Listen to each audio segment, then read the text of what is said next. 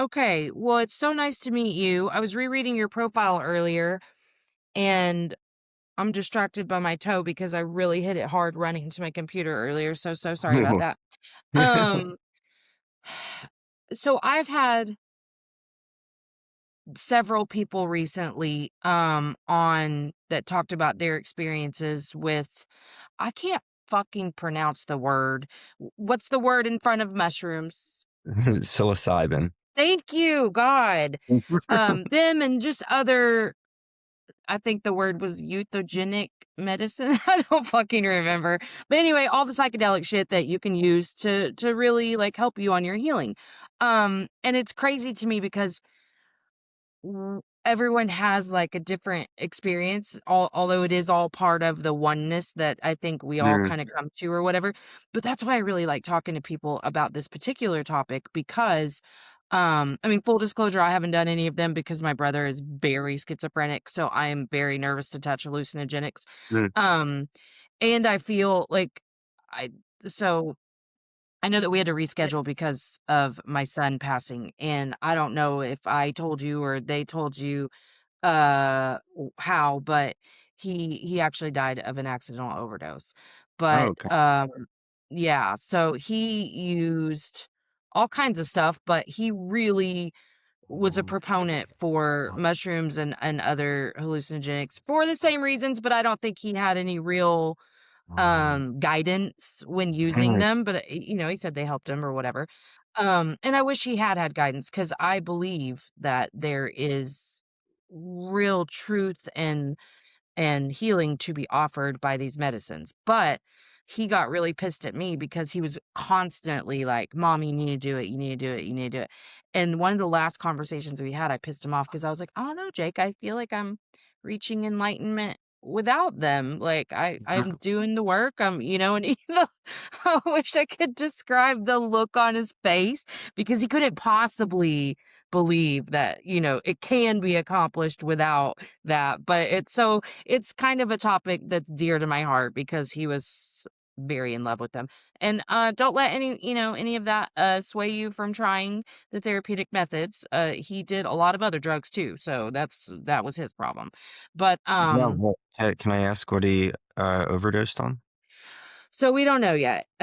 Mm, They did a lot of pathology and a very extensive autopsy, and they said 90 days. So we haven't even hit. We're at like I think mm, 5 weeks now. So, yeah, I don't know what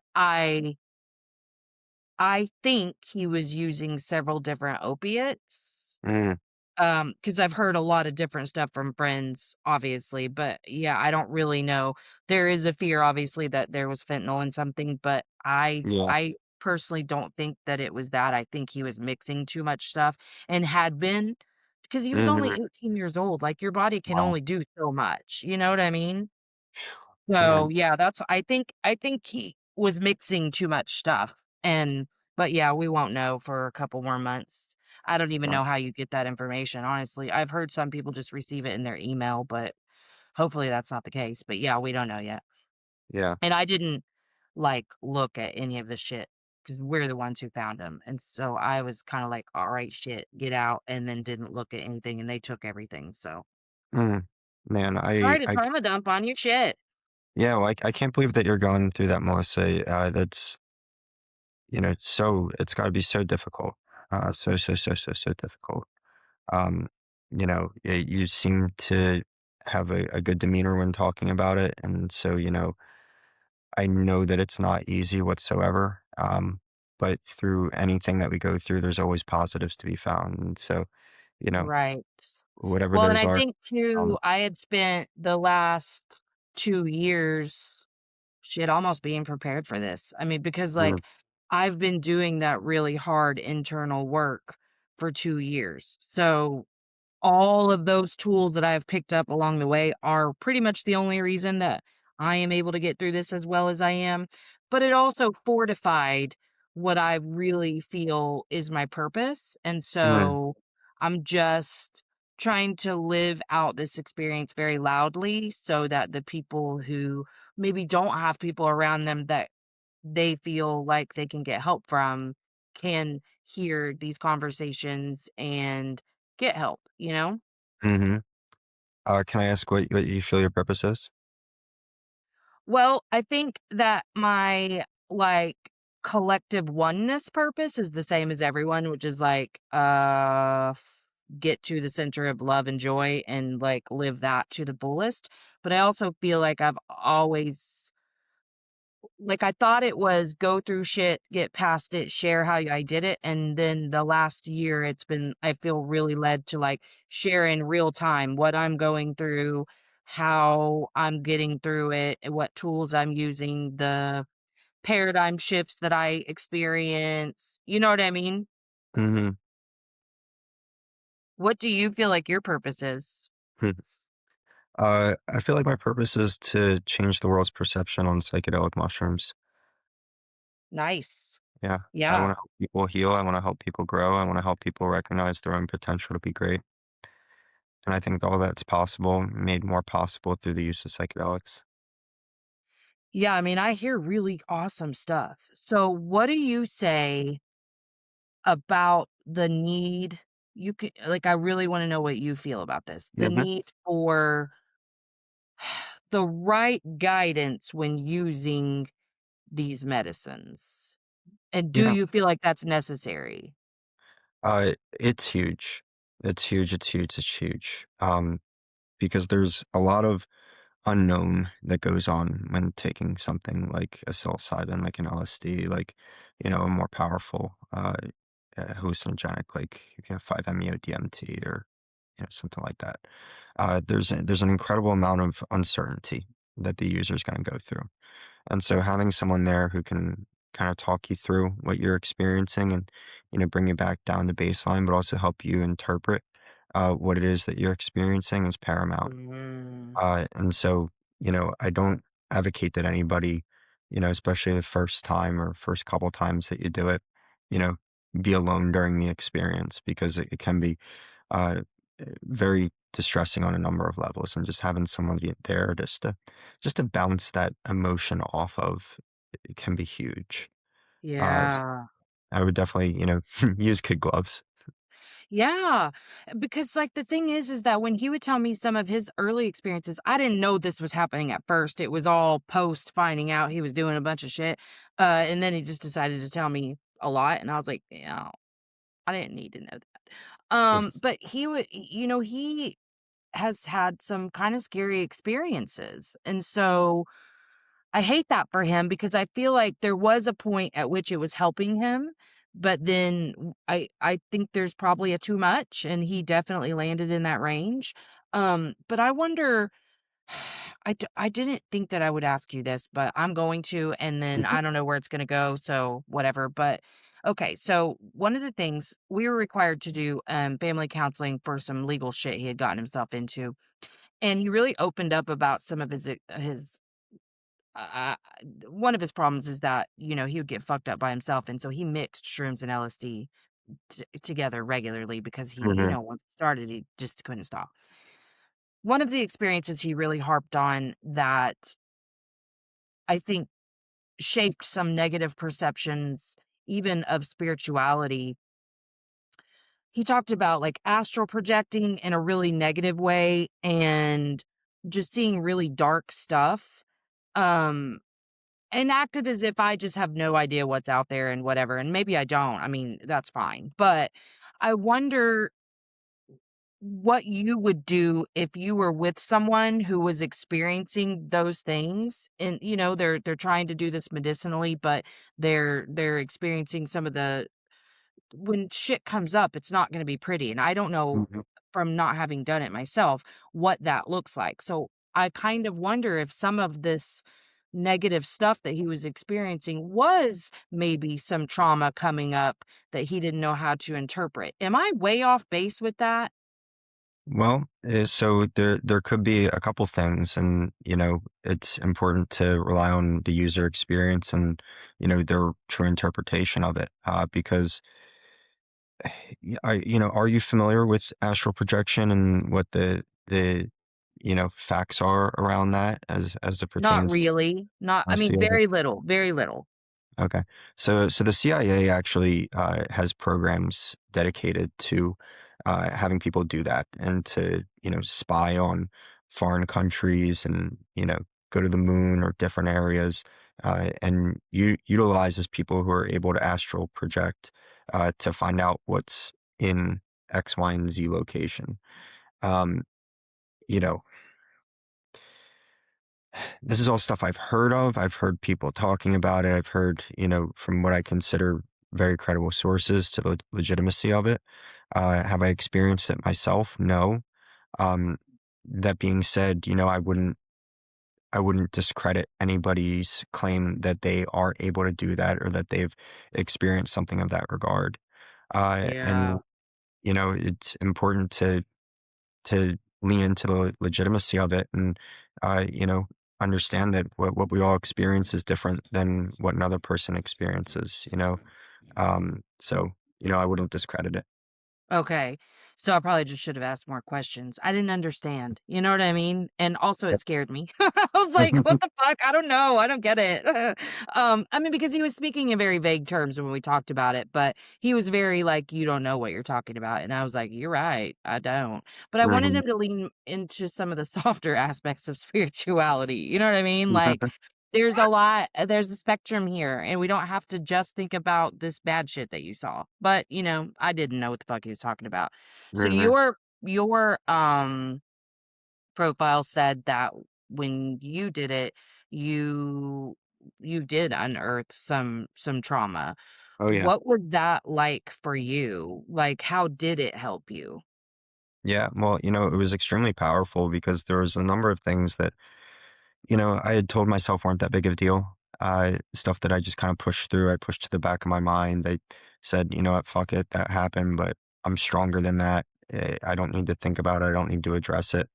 And Mhm. under the influence of psilocybin, it was no longer a fuck it, I can just push that away type of thing. It was I need to address this and understand how this has affected me and affected my way of thinking. And in doing that and finally like allowing myself to sit with those thoughts, those emotions, whatever it was, right?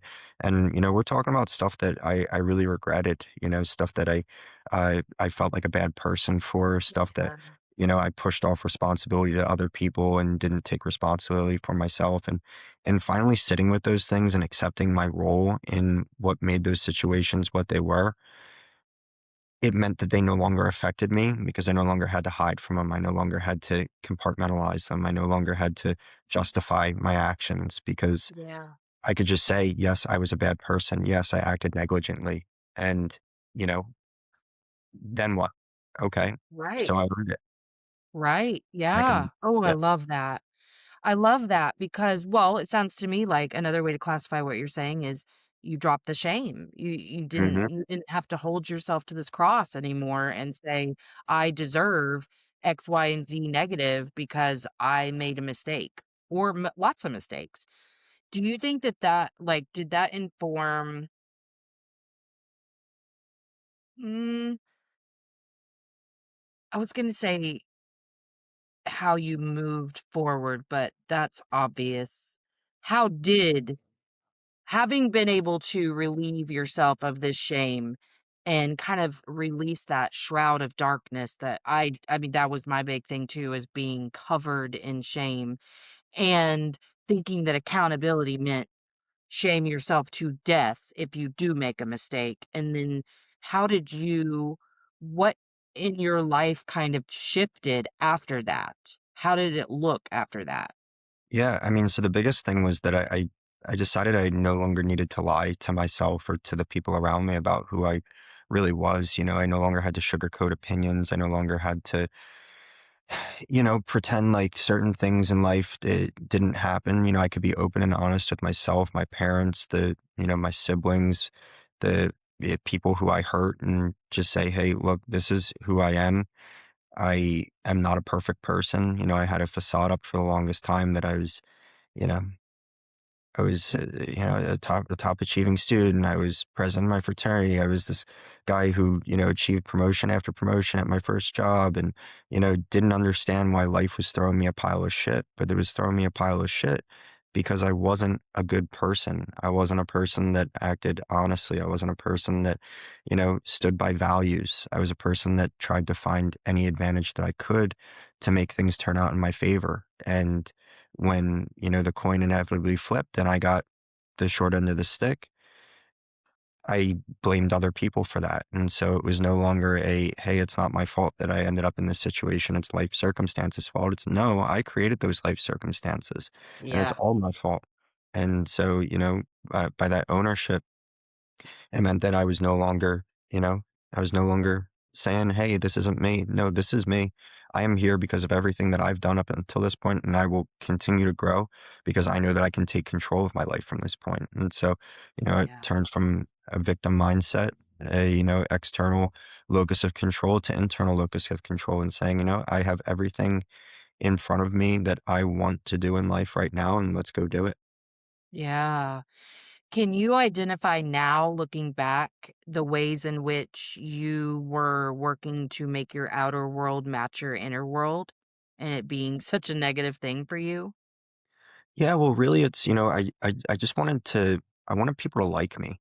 Um, and that's really where the alcohol and cocaine problems that I had stemmed from is that I had this, I had this worldview that, the best thing that I could do to be validated, to get that feeling of acceptance that I'd really been missing my whole life. I was an outsider from the time I was a kid. I grew up in a town with like really nobody else around me. And so, going to school, I was the kid from out of town. And then, I Mhm. was the kid who didn't understand anything that the other kids understood from like a sexual standpoint or growing up and stuff like that, because I was the Yeah. kid that just didn't have other kids around, so I grew up like very sheltered and yada yada yada. And so I had like all of this like really deep seated need to fit in and be liked. And so the alcohol and drugs was like my way of being around people that inherently liked me. Because if you're the guy buying the shots at the bar, or you're the guy with the bag of Coke, people are going to like you. People are going to flock to you.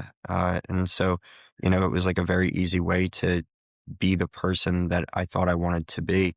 But then in my experience with the psilocybin, I recognized that all of that is just it's fake. It's not real. There's no real connection being built. And then I had to Mhm. take a step back from that and say, okay, what really matters to me? What are the qualities and the people that I want to surround myself with? What are the qualities of myself that really matter? And let the people that are going to come into my life and like me for me and what actually matters to me, not for what I can provide to them. And so that Yeah. was a huge step back of like not being the person that just gave with the expectation that other people would flock to me for it. But now being a person that does what I know is right for myself and right for the people around me. And if, people don't like that, then they can choose to not like that. But, I'm doing what I know is right for myself. Yeah. But how did you start to make that shift? I mean, I understand how the paradigm shift works very quickly and you're not even the same person once it happens.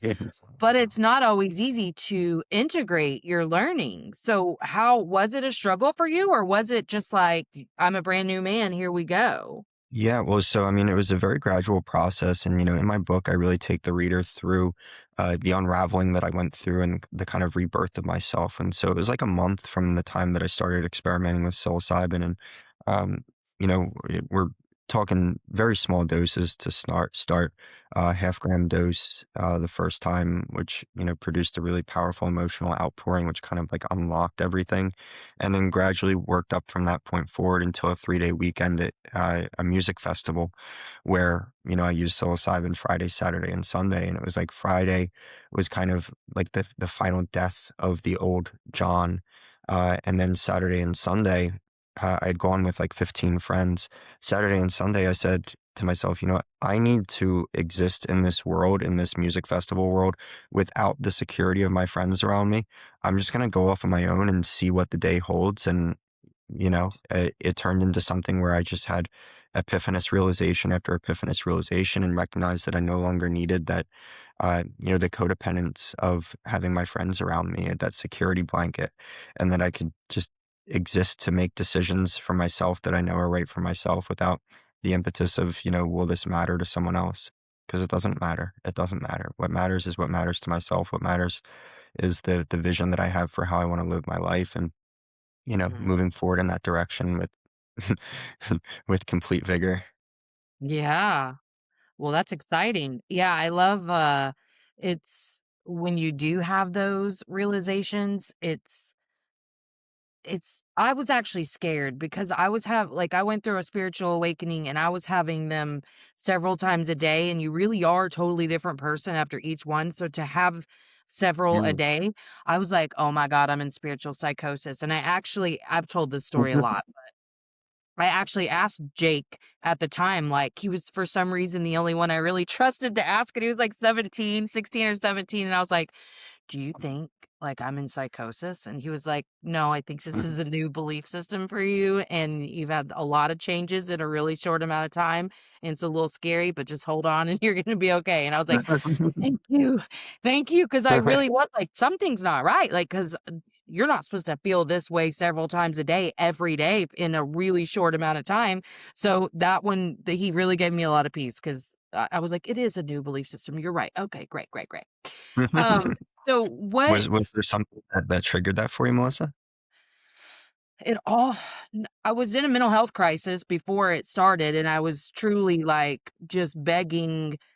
I had started getting really into astrology and Mm, finally felt able to believe in something again because I had a super religious background, deconstructed, found myself at the bottom of a deconstruction pile, just having no real belief or North Star, I guess. Like, what the fuck? Because I thought this and now I don't know what to believe. So I got really into astrology and I was like, well, shit, this feels like a blueprint. Like, I get this. And so I was really into that. I was doing a lot of like identity work just through that, like through astrologers who were explaining mhm, different transits and whatever. But I was kind of crying out to whatever higher power existed to see things differently mm, because I was dying. I was not well. I yeah, just didn't know how I was going to keep living.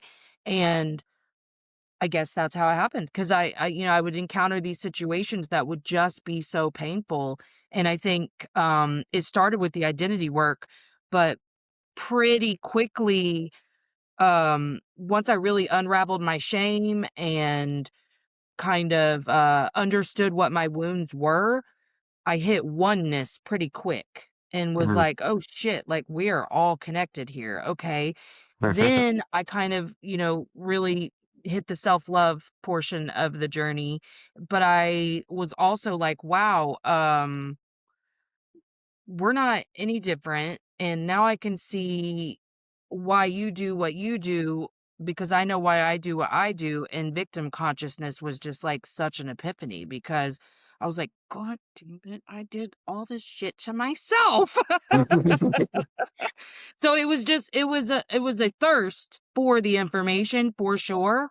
Mhm, Uh, and I was broken wide open, ready to hear and receive whatever would fix all of that shit. And so I think I was just along for a ride, but it was a very the the biggest portion of this growth happened in like a 3 to 6 month time period. And then there's just been continued evolution since then. It's a lovely thing to get to re-experience something that you've already experienced, but get like a deeper understanding. So obviously those things happen all the time. I mean, I've learned so much about myself just in the month since we lost Jake because I'm relying heavily on spirituality, the tools, all of the things. It helps me a great deal to feel like he's still here just in another dimension. Like it doesn't make it hurt less, but keeping those enduring connections is very meaningful. yeah, So, and one thing that you'll find if you ever do choose to do psychedelics is that Jake is very much still with you. He very much is still, right by your side. I haven't experienced, connecting with, someone who's departed, but my wife has a number of times. really? Mhm, and, I have definitely connected to other people in my life. I've had telepathic communications with my family members thousands of miles away, and things that are just Yeah. undeniably real once you experience it. And so, if that's something that you are open to, the ability to connect with him would be out there for you. Wow. Well, that's definitely something I would consider. I mean, 'cause, like, I have a friend who's a medium, and he reached out and just has reached out a couple of times to just say, like, he's with you all day, every day. Hmm. And I believe that, and it's funny because I just posted this thing on Instagram a couple of days ago, but, like, one of the things that I'm having to learn is, like, perspective, and so, uh I got a text from CVS addressed to Jake, and it says, "Hi, Jake, da da da da da," about flu shots. And my very first reaction was pissed, because that's what I like to do is get mad about things first. And then I was like, "Whoa, whoa, whoa, that could be Jake saying hi," because there was several things in a couple of days' time. And so I was like, "You know what? You get to choose what you want this to mean. It can Hmm. be CVS did this, or you can choose that it means Jake saying hi to you." And so I kind of started to see how I use perspective negatively and how I can, shift that a little bit. And that was such an eye-opening experience, and I was like, "Damn, like, thank you," because that was such a good lesson, because Yeah, I do get cool. to choose. We get to assign the meaning to every fucking thing we encounter, so Mm, why not, you know? And it's absolutely. nice to get to say that to somebody who, like, understands what I'm saying, because I do know some people in my life think I'm batshit crazy, and I really don't care, but I'm not obviously gonna, like, yammer to them about stuff whenever I know they're like, "She might need to be institutionalized, I'm not sure." Yeah, well, Melissa, you hit the nail on the head there. And the title of my book is "Your Mindset is Your Reality," right? Which kind of that's the exact instance that I was referencing when I initially sent a text with that exact wording to my mother, right? Because, I recognized that in the span of a month, nothing in my life had changed, but I completely changed how I thought about my life. And Yes. that made an insane world of difference. And so, the Yes. positives that you can get from that are endless. Just like I said before, it might not blast off the pages as a positive that your son passed, but you're going to be able to find the positives in it, and you're going to be able to do his legacy very proud by finding the positives in it and continually working towards bringing those to light for yourself and for the other people in your life.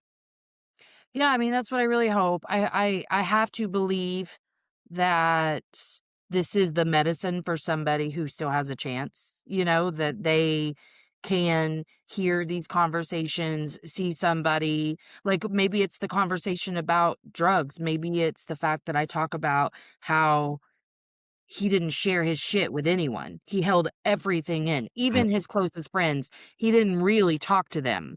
He was the guy who wanted to make sure everyone else was okay. So, like, even just hearing that, maybe that helps someone to share their shit so that they are not locked inside this vault of suffering anymore. Mhm. But, I mean, it's nice because I do already receive some of that feedback, like, "You're helping me," whatever. I mean, truly, that's the only thing that got me through those first couple of weeks, but I also feel like I'm on a path, and as long as I stay in alignment with sharing these things with others, that I'm doing my work. Most definitely. So Um, how do you, like, Melissa, deal is it with. take a quick Yeah, break? I need to use the restroom. absolutely. Go Thank right ahead.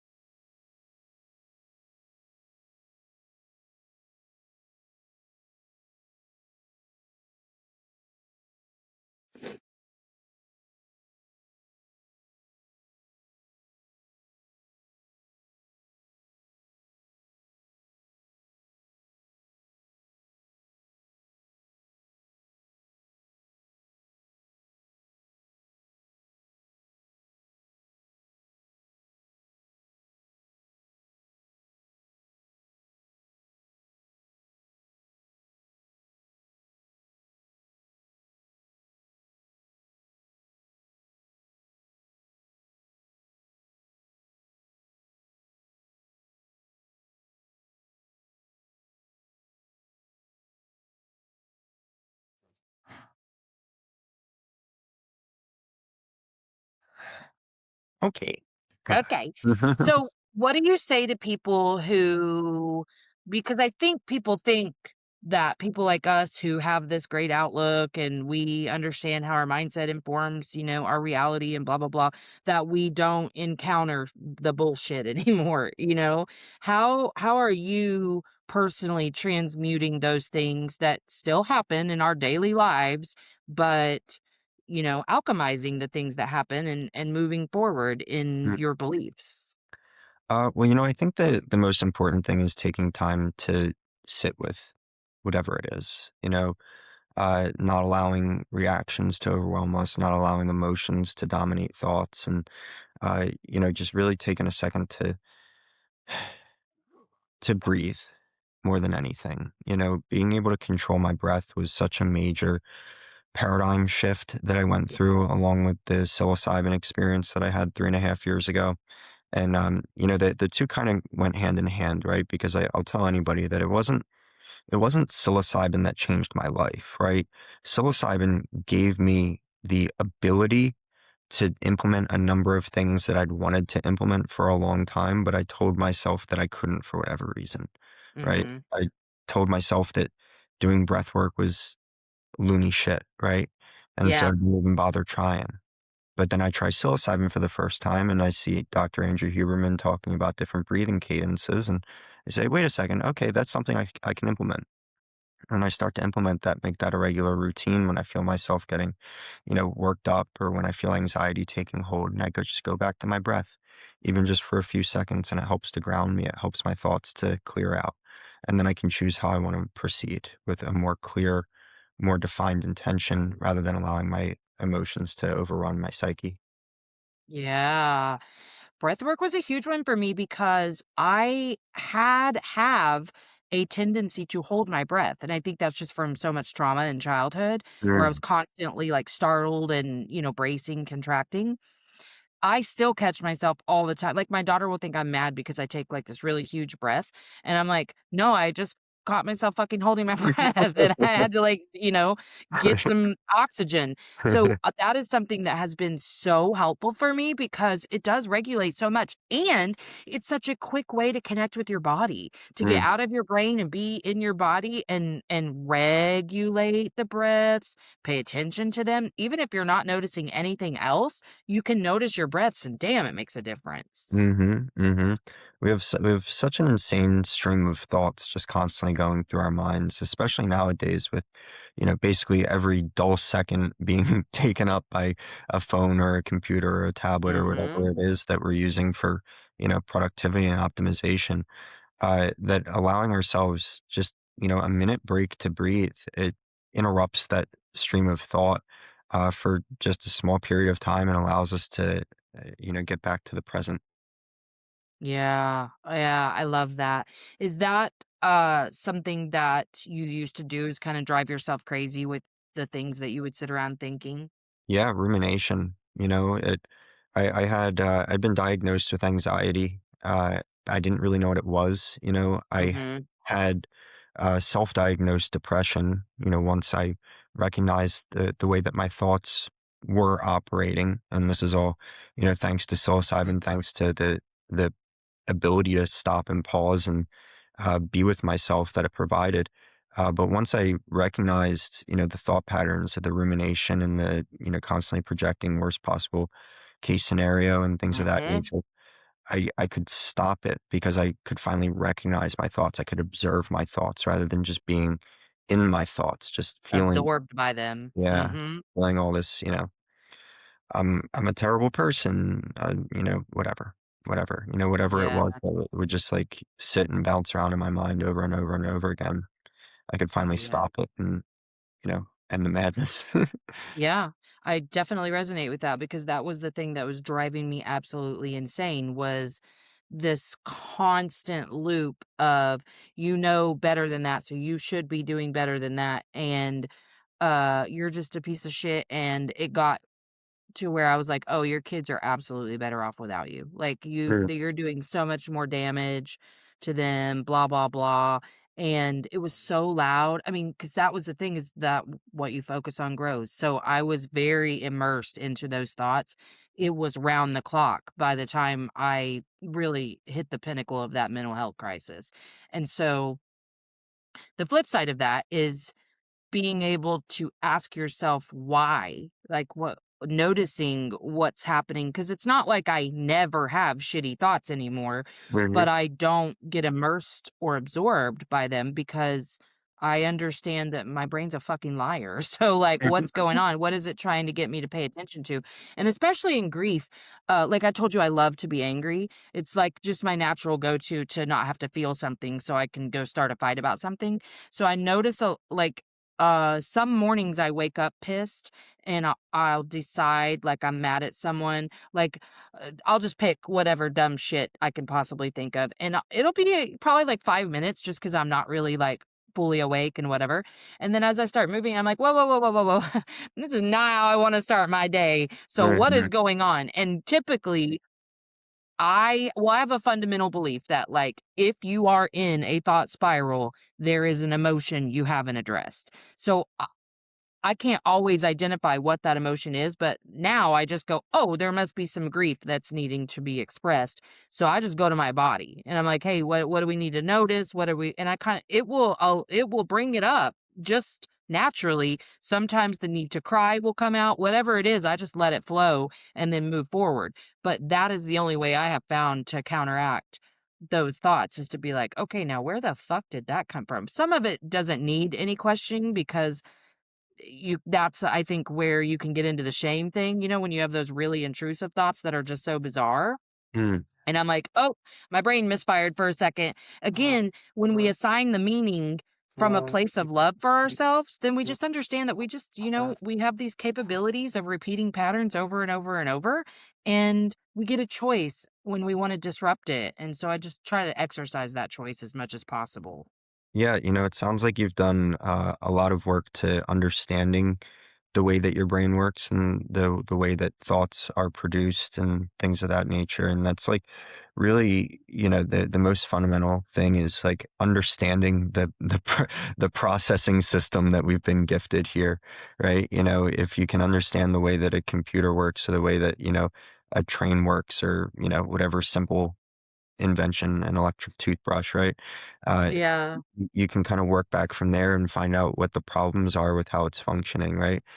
But if all you know is, okay, push the button and the electric toothbrush goes, then it's going to be pretty frustrating when that thing doesn't work right. And so if you Right. And your take brain a has the step back. capability of not working right sometimes. Mhm. Mhm. And, Or its greatest function is to keep you alive. So, mhm. like, sometimes it is working right, but the way it works is to feed you the catastrophe so that you will feel safe and not do things that are going to get you killed. So you have to know that too, that it's going to tell you you can't do that, you will die, or somebody else will die. I mean, that was my real big one, was constantly just feeling so unsafe. Like I I guess there was a certain point at which I didn't really care if I died, but I did think I could cause catastrophe in the lives of others in weird ways, you know? Mhm. It was And, just my brain being like, "Don't do it, don't do it." like the biggest fear that, a lot of us have is social ostracization. Um, Mhm. and so, our brains are constantly, giving us anxious thoughts of, don't do this, don't do that, because this is what, somebody's going to think about this and you don't want to be ostracized from the group. Uh, but with a world as large and abundant as we know it to be nowadays, that becomes less and less of a factor. And so you just have to Mhm. say to yourself, well, you know, fuck it, I might get ostracized from this person or this small group, but there's somebody out there that's gonna love me, and so you just gotta be yourself. Yeah, and I think so much of that relies on the understanding that, like, I'm enough to get through a period of isolation to find the right people for me who are in alignment, who are gonna love me and value me, not show up perfectly, which was a big problem for me. It was like expecting the same level of perfection from others that I expected from myself. And if you weren't providing that, because God knows I couldn't all the time, but you at least need to, like, beat yourself to death over guilt and shame if you didn't show up perfectly. And so I think that's been a big one for me is like, hey, if you want the right people, you have to suffer through the losing of the wrong people. And it does feel like suffering sometimes for you to lose an entire I mean, I lost a lot of people whenever I first started changing, but I still think about them, but, like, I don't want bad for things for them. I hope they're going to reach this place one day. I really do, because I am full of peace, and they are not. Mm, So, I really hope for them that they will find that for themselves one day, but when I get scared of the polarization I just had a conversation with my friend about this the other day, but we do get so scared to say something that we believe will be polarizing, but that is the only way to attract the right people for you. Like, yep. because you have to speak your truth.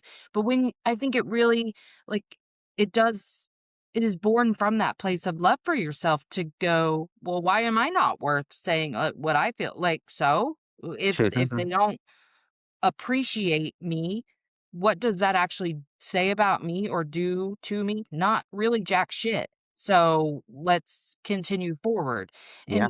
And I was having a lot of those thoughts even like before Jake died, just kind of like I'm enough to encounter anything. And I spent a lot of time in fear about Jake a lot for the last year of his I mean, I worried about him all the time, but the last year of his life was a little tumultuous, and then especially that last couple weeks. I did not know what he was doing, but something in my spirit knew. So I was very aware that something wasn't right. I just didn't know what.